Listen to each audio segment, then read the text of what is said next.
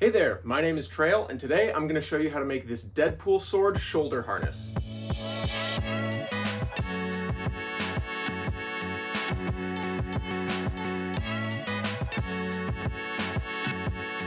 Now I'm going to start by showing you a cheaper, easier option, and that is this posture adjuster shoulder harness thing. You can easily find them online. I actually got this one at a thrift store for about $5, so this can definitely be a cheaper option. I think it's good enough, and if you're wanting just like a plain black strap, it's not going to distract from the costume, but it isn't super secure, and it's a very plain design.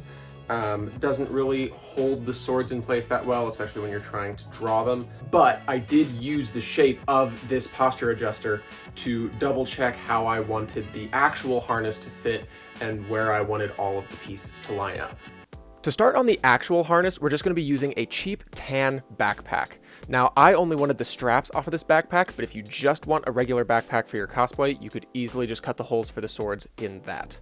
Now, to get these straps off, we're just going to take a regular old pair of scissors, cut them off at the top, and then cut off at the bottom, making sure that we keep that buckle attached so that they can be adjusted. The next piece that we're going to be using is a leg panel with Molly tactical webbing. I specifically am using one that has laser cut holes, but you could easily use the one that has the standard nylon strips. I went with this one because of the sort of teardrop shape that it has, and I think it will fit on my back between my shoulder blades easier that way. All we got to do is take the straps off of that so that we just have the panel.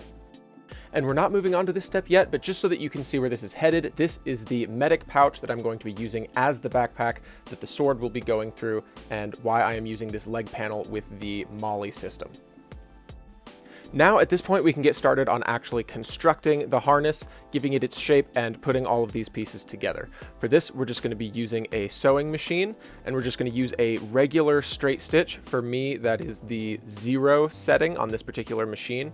And for this, I am getting my strap lined up at the angle that I want, and I am just following the existing stitch on the webbing that's going around the edge to kind of keep everything together on that panel. I'm just following that seam to attach the strap underneath so that it can sort of just blend in with that existing seam and try to look as invisible as possible. Do your best to match the angle of both straps at the top and get them in the same position. Now at this point you can go ahead and use a lighter and seal up the edges of those nylon straps that we cut off of the backpack, because we're about to be sewing those onto the leg panel. We're going to be just sewing them in a straight line right across the bottom, because this is the best angle for the straps to curve along your chest. Then we're just going to sew both of those pieces onto there with a simple sort of square stitch just going around, locking both of those ends down together in the middle, starting with one on the panel and then layering them over the top of each other. Make sure you're going slowly with this process. If you don't have a particularly strong machine or a strong needle, it's very easy to break something, so you're going to want to go slow and make sure that all of your stitches are going where they need to be. Now at this point, we're going to secure those bottom straps down by following this curved seam along the bottom. Once again, we're just going to lay that flat and follow over the existing seam from the top, and this is going to keep our straps nice and flat and nice and secure. I stopped at the Velcro right there at the bottom because the layers were starting to get too thick and there was too much for me to go through, so only do as much as your machine can safely handle to get that curved stitch right there. And here you can see at this point, now we have the structure of the full harness finished with our tan comic book style straps and the black panel right there in the middle. Now we're ready to attach the pouch to the leg panel. We're going to be using the Molly system that you can see they both use. And in order to get these to fit together, the pouch is actually lined up for an odd number centered system, and this leg panel has an even number of slots. So we're going to have to jury rig this a little bit and move these slots to the outside, which is going to kind of pull that leg panel in a little bit, We're going to start underneath on the leg panel side and pull it back over to the pouch itself. And then we're just going to alternate like that back and forth to get a nice tight hold, and then finish it off with those snaps.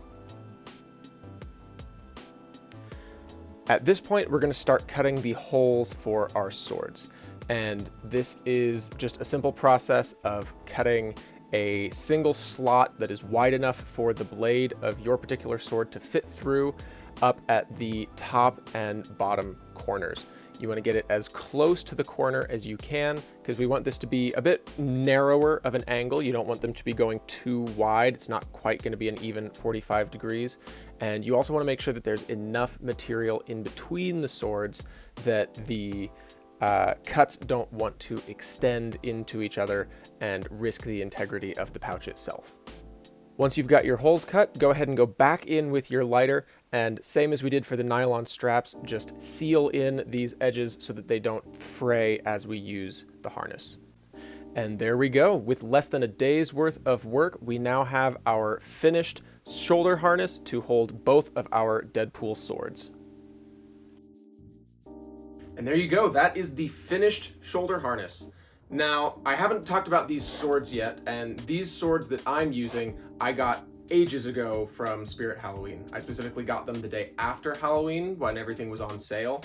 So if you happen to be watching this video around that time, that might be a way that you could save some money. But aside from that, I don't know exactly where else you can get these swords. You might check their website. You might be able to get them at a different time of the year. But if you can't find these specific swords, or if you want to use a different kind of sword, you could easily swap these out. Pretty much any katana-shaped sword will fit into this harness.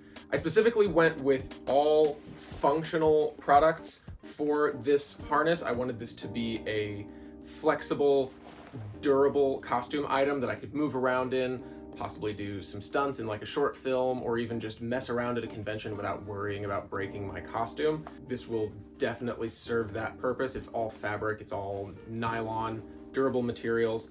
And the benefit of using this medic pouch right here is that I actually plan to use this as a backpack to hold my phone or any additional small items that I might not have pocket space for if I'm at a convention or a similar event. Thank you so much for watching the video. Please leave a like if you enjoyed it. If you want to see how I made the mask that I was just wearing, my previous upload was a tutorial on how you can make that. And I'm going to be uploading tutorials for the entire rest of this cosplay as I'm making it. So if you want to see how that full cosplay turns out and you want to know how to build the rest of this costume, go ahead and subscribe, ring the bell so that you can get the notifications. And with that being said, I'll see you in the next video.